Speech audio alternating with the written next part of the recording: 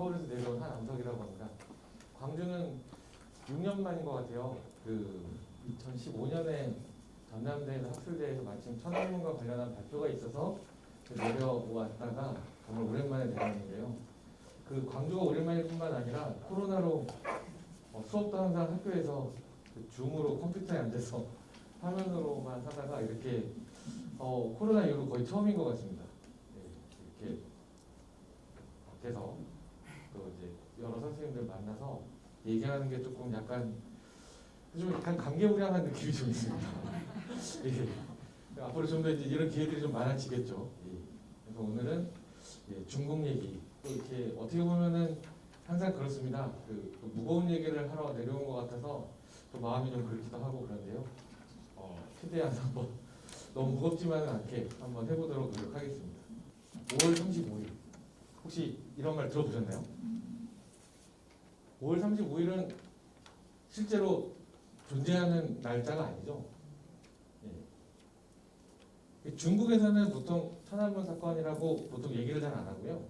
저희는 천안문 사태, 천안문 사건, 천안문 민주항쟁 여러 가지로 이렇게 좀 천안문이라는 이름으로 부르긴 합니다만 중국 사람들은 8964라고 많이 부릅니다.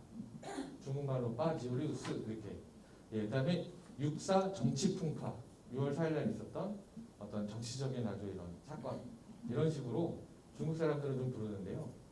5월 35일은 당연히 존재하는 날이 아니죠. 6월 4일입니다. 실제로 원하는 건. 근데 중국에서는 6월 4일이라고 쓰는 순간 검열을 당해요. 중국 아시다시피 뭐라 그러죠? 온라인에 일명 만리 방화벽이라고 해서 굉장히 많은 것들이 검열이 되는데요. 대표적인 이 검열의 대상이 천안문 사건이죠. 그래서 위화라고 하는 유명 소설가가 있습니다. 한국에도 허삼간 매월기라든가 영화 인생 이런 작품 형제 이런 작품들을 써서 세계적으로 아주 유명한 소설가인데요. 이분이 쓴 에세이집 중에 한국어로는 번역된 것 중에 사람의 목소리는 빛보다 멀리 간다라고 하는 에세이집이 있습니다. 한국어판 선문의 제목이 5월 35일이에요.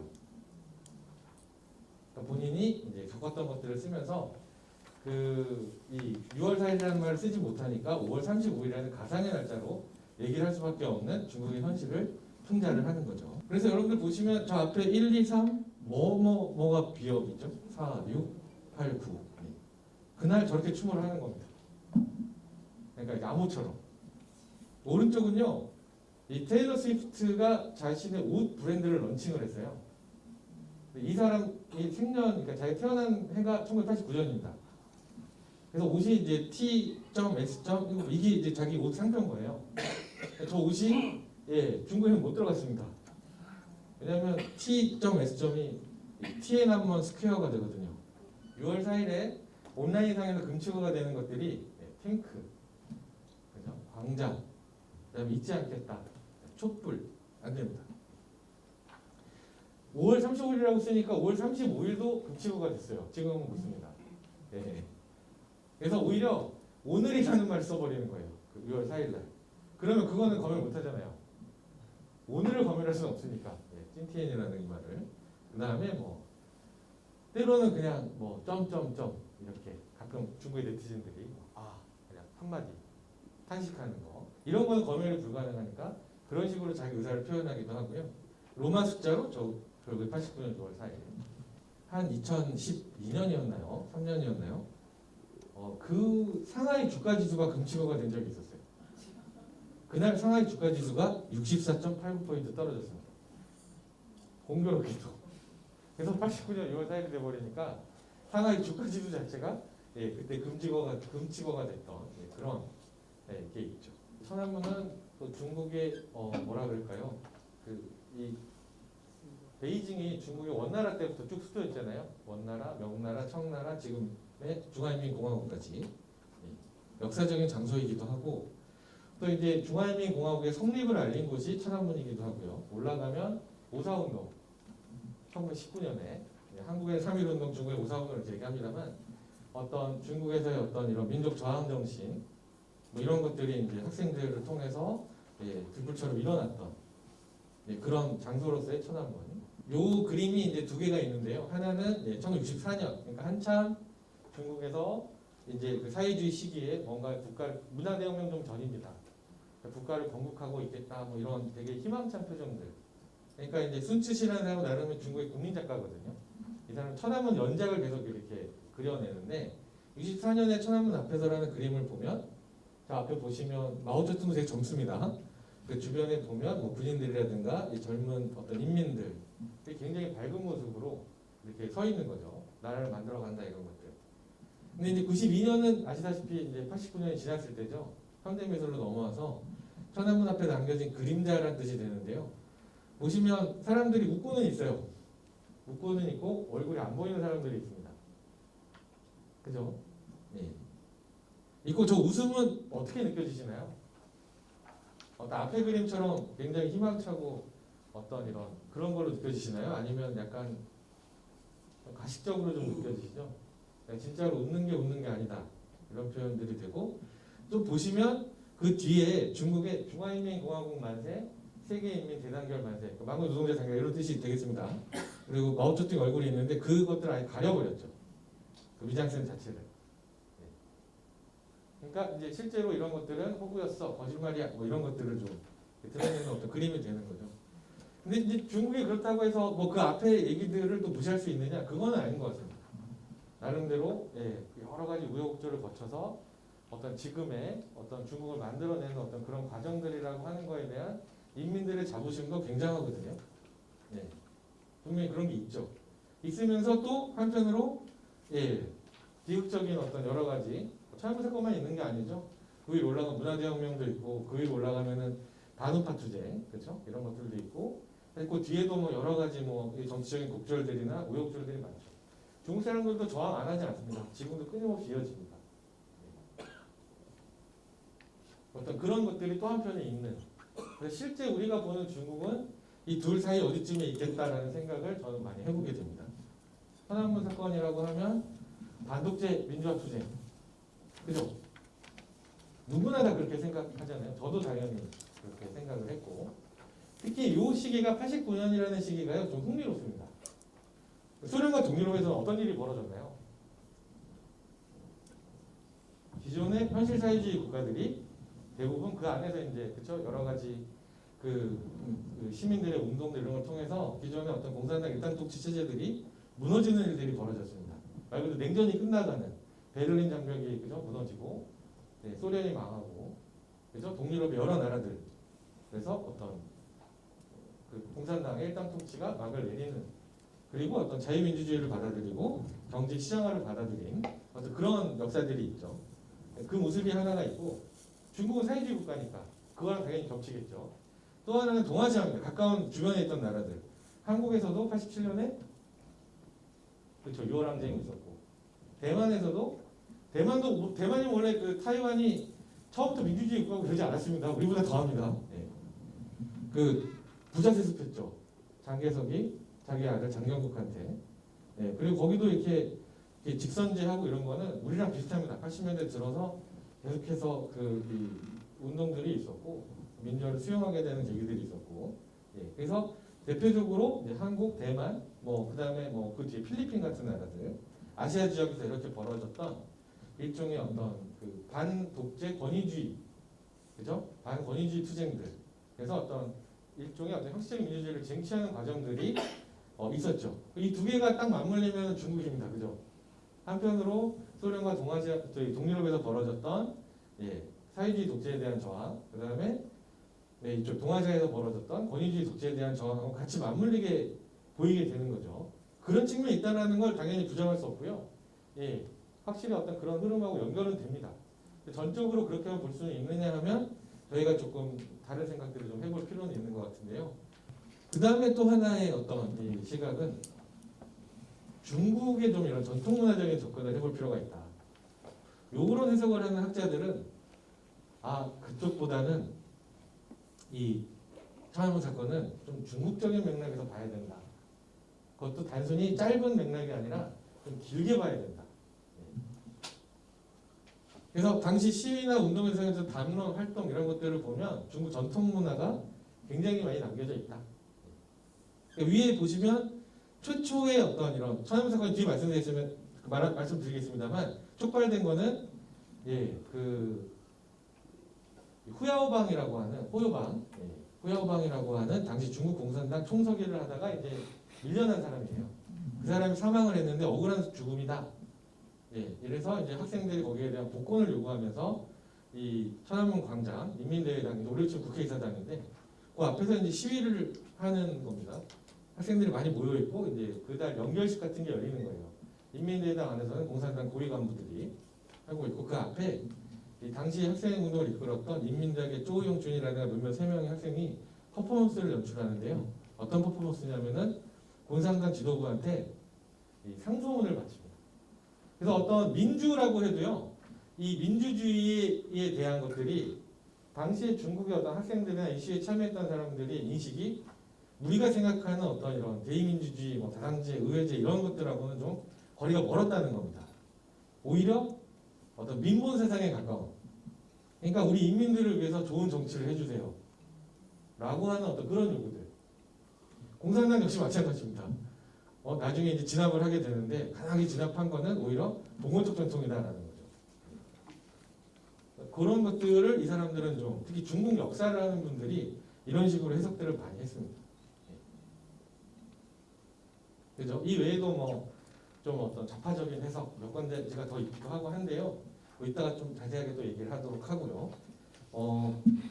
하여튼 뭐 이런 접근들이 이제 기존에 이런 우리가 일반적으로 가지고 있었던, 그러니까 다수설은 이거죠. 전 세계적으로 90% 이상이, 그죠? 그다음에 중국 연구를 좀 전문적으로 하는 사람들 사이에서는 그거보다는 중국적인 게 있는데 역사 전통으로 봐야지 이런 해석이 있었습니다. 제가 보는 해석은 좀 달라요. 여러분들 저 앞에 저기 석고로 만들어진 저게 여신상인데요. 천안문 이 시위가 전 세계적으로 당시에 좀 드물게 중국이라는 나라가 그렇게 해외 외신이나 이렇게 개방된 나라가 아니었잖아요. 굉장히 외신들이 많이 와서 이걸 다 찍었습니다. 그게 가능했던 이유가요. 당시 고르바초프가 중국의 요 시위 한가운데 방문이 예정돼 있었는데 아시다시피 중국하고 소련이 기억을 조금 더 연배가 있으신 분들은 기억하실지 모르겠는데요. 중국하고 소련이 같은 편이 아니었습니다. 같은 사회주의 진영이라고. 그죠? 스탈린이 죽고 후르쇼프가 집권한 다음에 마오가 이 소련 수정주의자들 비판하고 중소 분쟁, 심지어 영토 분쟁 때문에 이 무력 충돌까지 벌어졌던 나라고요. 그 뒤로는 소련하고 중국은 다른 길을 걸었습니다. 80년대 후반에 와서야 개혁적인 지도자들이 양쪽에서 등장하고 덩샤오핑과 등소평과 그쪽 고르바초프가 등장하고 나서야 어떻게 되죠? 또 서로 개혁개방 가자. 여기는 개혁개방한다 그러고 소련에서는 뭐 그죠? 뭐 글라스노스 페레스트로이카 뭐 이런 얘기 하면서 어떻게 되는 거예요? 서로 다시 맞닿았고 그래서 고르바초프가 이 소련의 개혁적인 지도자와 중국의 개혁적인 지도자가 역사적으로 만난다라고 하는 사건을 또 개방 정책들을 하니까 외신들한테 취재를 맡겼는데 가보니까 학생들이 100만 명이 광장을 점거하고 있고 그쵸? 우드스톡 갖고 막 그죠? 근데 그때 이제 마지막입니다. 저거는 거의 시위 말미에 진압 직전에 이제 저 상이 하나 세워지는데 저거를 CNN 기자들이나 뭐 다른 기자들은 전부 다 자유의 여신상이라고 불렀습니다. 중국의 학생들이 저 상을 만들고 붙인 이름은 민주의 여신입니다. 자유랑 민주는 좀 다릅니다. 왼쪽이 아시다시피 자유여신상이죠. 저 아래쪽 왼쪽 뉴욕에 있네. 원래는 프랑스 세네강에 작게 있습니다. 똑같은 게 그렇게 큼직하게 해서 미국에다가 기증한 거죠. 오른쪽에 오른쪽에 이제 조각이 있는데요. 소련에서 가장 유명한 조각상입니다. 베라 무히나라고 하는 여성 조각가, 사회주의 리얼리즘을 대표하는 조각가고요. 크기도 엄청납니다. 저게 이제 노동자와 집단 농장 여성이라는 작품이고요. 그래서 저 위에는 우리가 사회주의하면 생각하는 낫과 망치가 이렇게 있는 거죠. 그리고 이 천안문 사건의 배경에 대해서 조금 더 설명을 저희가 드려야 될 것 같은데요. 일단은 이 천안문 사건 때 가장 많이 나왔던 구호는요. 뭐 공산당을 타도하자라든가 이런 구호가 아니고요. 여러분들 기억하실 거예요. 87년 6월 항쟁의 대표적인 구호는 뭐였죠? 호헌철폐 독재타도. 처음은 근데 왜 이런 그 부정부패가 심각했느냐라고 하는 건데요. 요거는 조금 이제 경제학적으로 저희가 왜냐하면 중국의 경제 체제가 좀 복잡합니다. 그러니까 뭐냐면 여러분들 계획 경제 체제를 떠올려 보시면 좀 뭐라 그럴까요? 우리가 알고 있는 시장 경제랑 굉장히 좀 다르죠. 예. 그러니까 모든 것들을 국가가 계획하죠. 물자도 그렇고. 예. 그러니까 물자가 시장을 통해서 이렇게 서로 시장이라는 메커니즘을 통해서 우리가 뭐 돈을 주고 물건을 사고 팔고 이런 게 아니라 실제로는 거의 쿠폰에 가까운 걸 받고 거기에 맞는 물품들을 배급받고 생산도 그러니까 당연히 실업 같은 건 없어요. 인력 자원들도 다 국가가 알아서 배치를 해주고 모든 자원들을 얼마만큼 생산하라 목표를 하더라고 거기에 맞는 자원들을 주고 그거대로 생산하고 그거대로 또 분배받고 이런 것들이 계획경제죠. 근데 78년부터 중국이 개혁개방에 나서게 됩니다. 특히 사회주의 계획경제에서는요, 그 농민들을 어떻게 보면 쥐어짜서, 그죠? 그 남는 잉여들을 도시 중화공업에 투자해서 경제 발전을 빠르게 만드는 거였거든요. 소련도 그랬고, 중국도 그랬고, 북한도 그랬고. 그래서 항상 아시다시피 그 이 경공업, 소비재가 항상 부족해요. 근데 이제 그런 것들은 농촌들에서 조금만 중소기업에서 만들기 시작하니까 더 폭발적으로 성장을 하게 되는 거죠. 자, 그러면 농촌에서 시작된 경제 개혁의 붐이 80년대 초중반이 되면 도시로 넘어옵니다. 근데 도시의 공장은요, 아시다시피 이 농촌처럼 토지를 쪼갤 수가 없죠. 이 생산 라인 남아가지고 한 명 주고 이럴 수가 없잖아요. 분업 체계에서 기계를 다루고 넘어가는 건데. 불가능합니다. 그리고 가격 체계를요 이중적으로 주는 거예요. 아까 말씀드렸듯이 계획 가격은 가격을 국가가 정하는 겁니다. 시장 가격은 시장에서 가격이 생겨나는 거예요. 예전에 계획경제 단일화된 계획경제 시스템에서는 시장 가격이 있을 수가 없겠죠. 당연히 국가가 정해준 가격만 있는데 시장이 생겨났잖아요. 그러면 시장에서 팔리는 물건들은 당연히 시장 가격대로 팔리겠죠. 자, 이 일명 얘기하는 이중 가격제입니다. 중국에서 쌍배제라고 듀얼 트랙 가격 트랙이 두 개가 생겨버린 겁니다. 하나의 물품의 가격이 두 개가 생긴 거예요. 여러분들 도시 지역의 노동자들은 월급을 계획 가격으로 받을까요? 시장 가격으로 받을까요? 계획 가격으로 받죠. 난 정해진 월급 그대로 받는데 자 물건들이 어떻게 되죠? 점점 시장 가격으로 팔리게 되고 구하게 되고 거기에 이제 도시 지역의 관료들이요 어떤 걸 쓰냐면 자기가 원래는 배급권을 가지고 있는 사람들이잖아요. 대표적인 아까 말씀드린 게 담배입니다. 그런 것들을 어떻게 할 수 있어요? 뒤로 빼돌리는 거예요. 시장으로 빼돌려서 팔고 이 사람들은 무한한 부를 축적하고 자기들은 물가가 계속 올라가는 거죠. 옛날에는 농촌에서 싼 가격으로 국가가 자기들한테 식량도 배급해주고 이랬는데 이것도 자꾸 시장 가격으로 팔리고 뭐 시장에서 사라 그러고 이러는데 어떻게 되죠? 물가가 엄청나게 올라버립니다. 전체적으로. 물가는 다 오르는데 뭐만 안 오르죠? 내 월급만. 물가가요. 하이퍼 인플레이션이라고 부르죠. 87년, 8년 이 천연문 사건 직전에는요. 진짜 뭐 거의 하늘 높은지 모르고 치솟습니다. 그래서 이 관료들의 부정부패에 대해서 특히 도시의 시민들이 일반 노동자들이 엄청난 불만을 가지고 있었어요. 흑묘백묘론인데요. 이게 내용이 검은 고양이든 흰 고양이든 쥐만 잘 잡으면 좋은 고양이다. 그 핵심이 뭐냐면 사회주의적인 방식이든 그죠? 자본주의 방식이든 그 안에 합의하고 있는 바는 일단 경제만 발전시키면 된다. 그 다음에 나누는 건 그 다음에 하면 된다.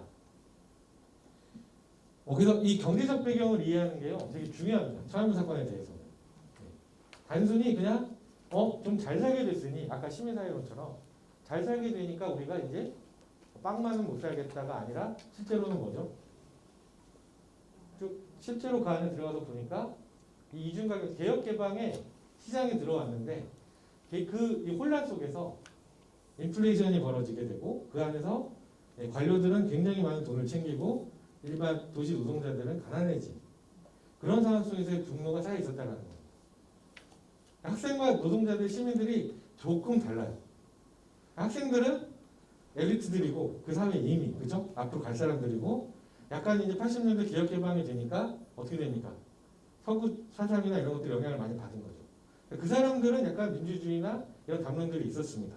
아까 말씀드렸듯이 영향이 한편에 있고 한편은 자기가 어떤 사회주의 교육이 있고 혼종적인 이런 이데올로기가 있다면 근데 여기에 학생들이 들고 일어났다고 해서 시민들이 되고 참여하게 된 데는 좀 다르다는 거죠. 시민들이 참여하게 된 배경은 한 불씨가 딱 떨어지니까 어떻게 되는 겁니까? 그동안 쌓였던 불만이 같이 결합이 돼서 터져나왔다는 거죠.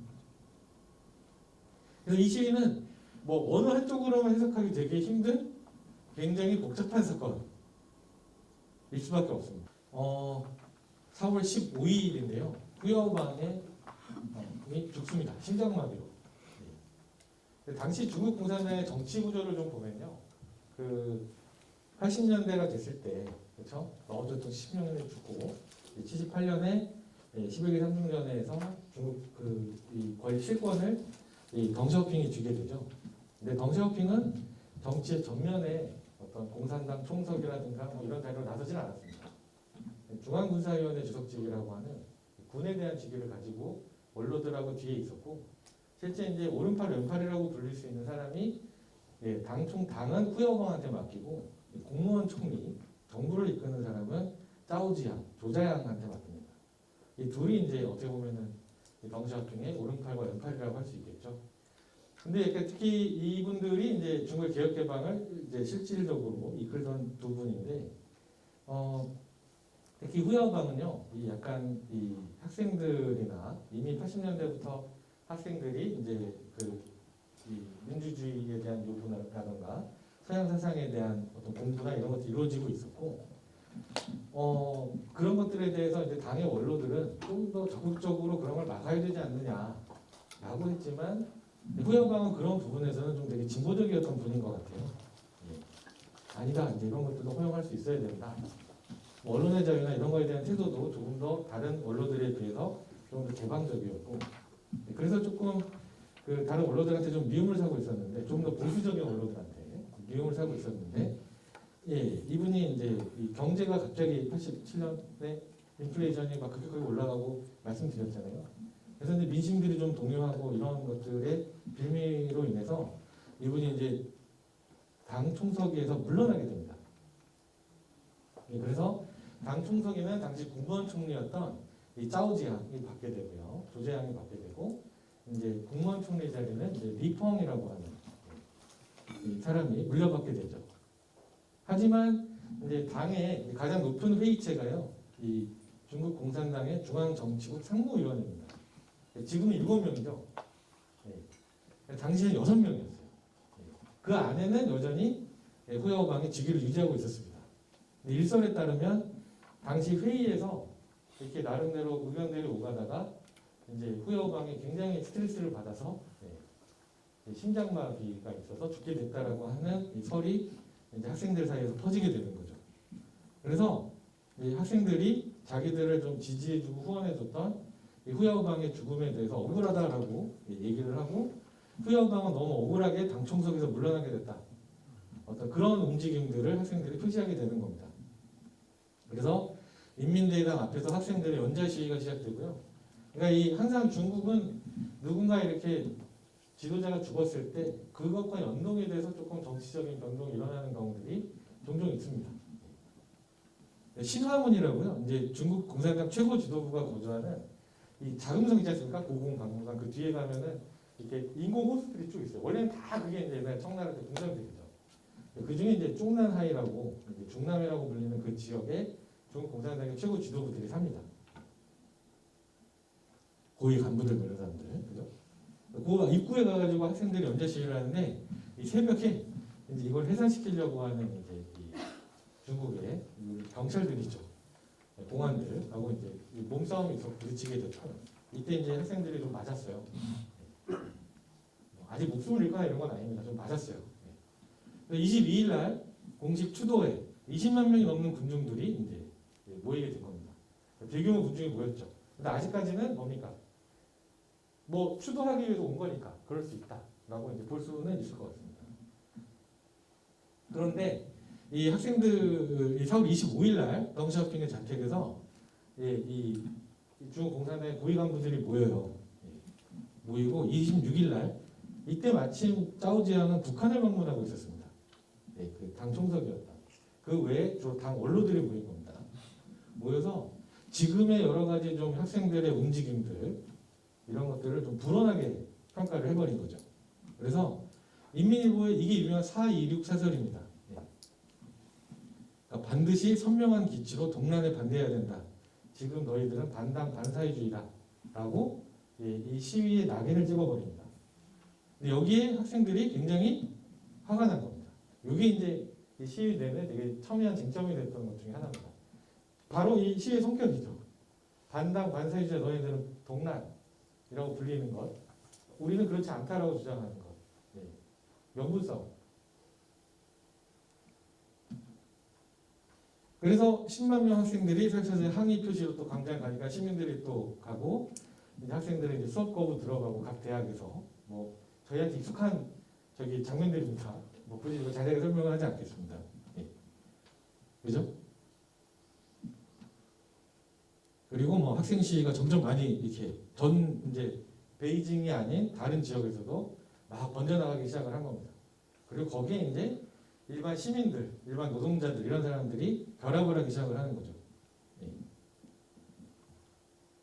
근데 이제 여기에 대해서 당 내에서도요, 이제 의견들이 갈리는 겁니다. 그리고 5월 13일 날은 결국에 이제 학생들이 이제 시위가 약간 좀 소강 상태에 접어들게 되니까 결정적으로 단식 시위에 들어가게 됩니다. 중국에서 이걸 절식이라고 표현하는데요. 그래서 학생들이 수업 거부에 대한 이제 정부의 직접 대화, 4.16 사설의 수정, 학생운동 재평가 이런 것들을 요구하기 시작을 합니다. 18일 날 짜오지양이 학생들이 이제 단식하고 있는 텐트 천안광장에 옵니다. 그래서 울면서 그런 얘기를 해요. 내가 너무 늦게 왔다. 미안하다. 근데 너네들은 이제 저기 물러나라. 이제 진압할 것 같으니까 물러나라. 너네들은 조국의 미래다. 뭐 이런 얘기를 하면서 이 얘기들 하고 하여튼 계엄령이 결국에는 발동이 되고요. 그러면서 결국에 이제 이 인민해방군이 들어오게 되잖아요. 근데 당시 인민해방군이 처음부터 무장하고 들어온 건 아닙니다. 비무장으로 와요. 그래서 시민들이 이걸 막습니다. 그래서 막 줄 서가지고 막고요. 당시 영상들이나 이런 것도 보면 되게 흥미로운데요. 뭐 이런 여러 가지 시위 홍콩에서도 막 벌어지고 막 이제 뭐 부상들을 입고 있으면 아직 뭐 그런 사람들은 없고 이제 시위대는 뭐 보이부를 만들고 근데 이 당시 학생운동이 좀 흥미로운 것 중에 하나는요 체계가 없어요. 그러니까 뭐냐면 이 원래 있었던 학생들 온건파들은 다 빠져나갔습니다. 그리고 이제 점점 어떤 학생들이 많이 올라오냐면 지방에서 올라와요. 지방에서 시위를 하다가 천안문으로 옵니다. 문화대혁명 때도 그랬듯이 와서 이 친구들은 강경파들이에요. 왜냐면 그렇지 않으면 지방에서 여기까지 올라왔겠습니까? 그죠? 우리 끝까지 싸운다 이런 애들만 남은 거예요. 지식인들 중에서 리우샤오보 아시다시피 노벨평화상을 탔던 지금 돌아가시죠. 암으로. 하고 이제 허우더지엔이라고 이 사람은 원래 대만 출신의 가수였는데요. 당시 중국에서 굉장히 인기가 있었던 막 개혁개방의 흐름을 타고 이런 분들이 이제 오게 되면서 굉장히 스포트라이트를 받게 됩니다. 그래서 학생들에서 이분들로 조금 중심을 옮겨가요. 그래서 이 사람들은 당도 잘못이고 학생들도 잘못이다 이런 식의 얘기를 하는 겁니다. 다들 이렇게만 갈 거냐 이런 얘기를 하고 이들이 이제 단식을 시작을 하고 무언가 이제 새로운 요구들을 조금 이제 그 지식인답게 몇 가지 요구들을 하고 들어오는데요. 결국에는 6월 3일 날 이제 무력진압을 단행을 하게 되죠. 그래서 실제 우리가 좀 잘못 알고 있는 사실 중에 하나는 천안문 광장을 뭐 탱크로 밀어붙여서 막 됐다보다는요. 사실 되게 아이러니한 게요. 당시 광장에 있었던 학생들은 죽은 사람은 없습니다. 대부분 시민들이고요. 시민들이 죽은 곳은 베이징시 천안문광장보다 좀 더 외곽 지역 무시디라고요. 2008년 우리 베이징 올림픽 때 그 야구했던 야구 경기장 쪽입니다. 그 자리에서 이제 결국에는 이제 리우샤오버가 좀 주동이 돼서 이제 해산하는 걸로. 일부 학생들이 무기도 가지고 있고 그랬습니다만은 다 반납하고 그럼 이제 어떻게 보면 무장해제한 거죠. 그래서 실제 광장 안에서는 그 큰 피해는 없었습니다. 큰 피해는 오히려 외곽 지역. 천안문을 점령하고 이제 끝난 거죠. 그 다음에 결국에는 그 뒤에 뭐 지금 보듯이 이제 얘기를 함부로 할 수 없는 어떤 그런 일들로 이어지게 되는 저기 흔히 얘기하는 탱크밴이라고 불리는 아주 유명한 사진이죠. 천안문 사건을 떠올리면은 가장 많이 떠오르는 이미지인데요. 이거는 그 한 하루 뒤 다 진압이 끝나고 이제 뭐라 그러죠? 광장에 있었을 때 저분이 이제 결국에는 어떤 이런 중요한 어떤 정치적인 사건은 어떻게 이 사건을 재해석하고 평가하느냐에 따라서 또 한편으로 앞으로 이 중국 사회가 어떻게 또 나아가야 된다라고 하는 거랑 링크가 되는 것 같습니다. 그 중에 이제 자유민주주의론자들 같은 경우가 이제 대부분의 사람들이고요.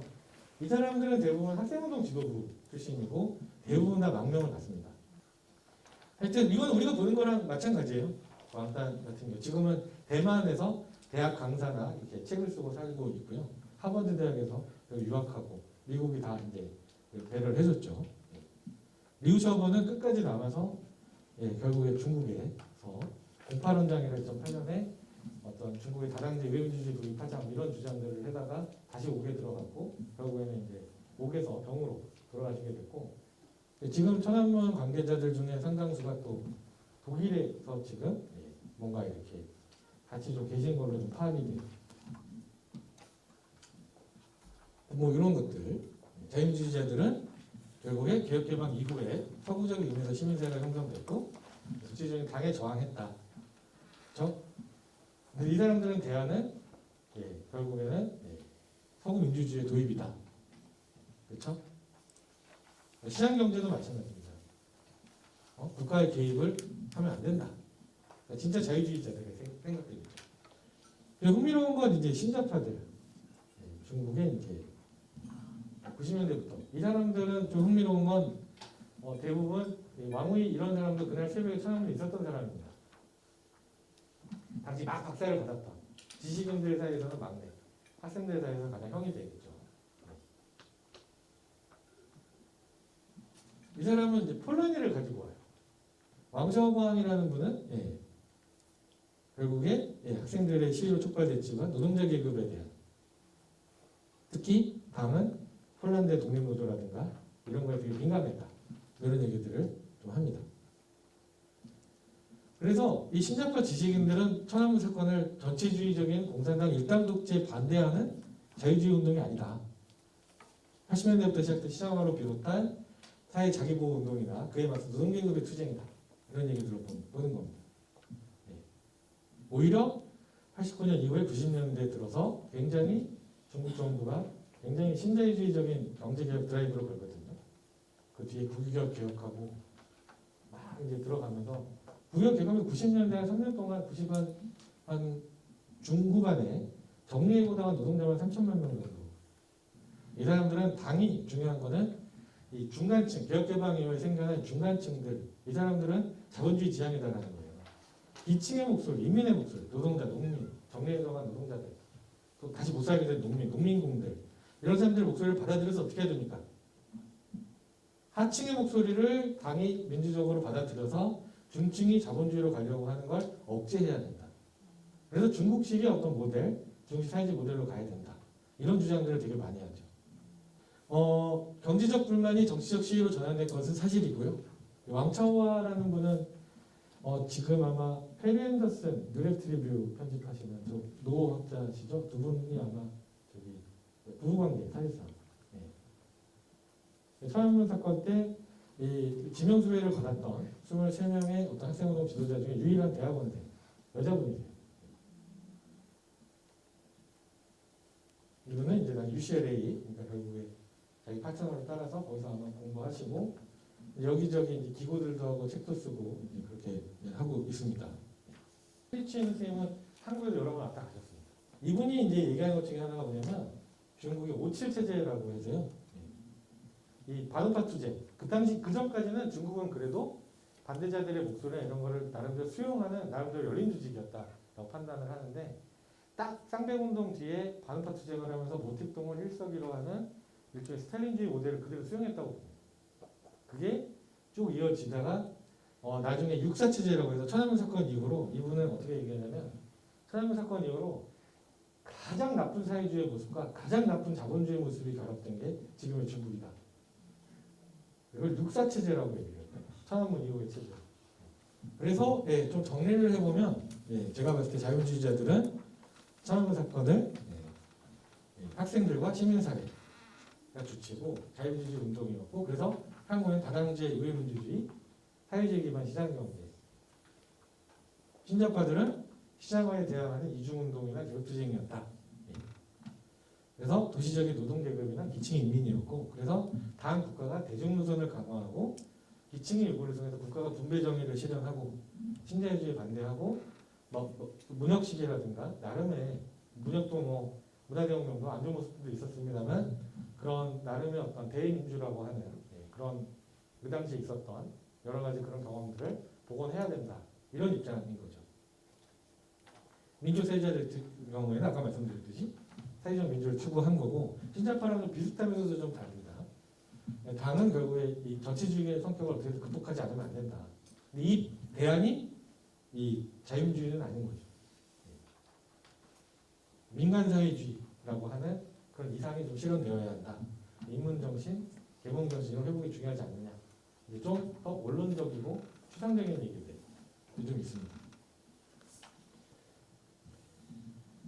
신자파들 같은 경우에 불평등, 불공정 이런 거에 가급적인 중국적 전시하면서 대안도 만들고 이렇게 합니다만, 근데 되게 흥미로운 건 이 사람들의 정치적 구상은 처음에 포괄적 진압의 당사자이자 국가가 시장 정책을 하잖아요. 중국은 국가가 하잖아요.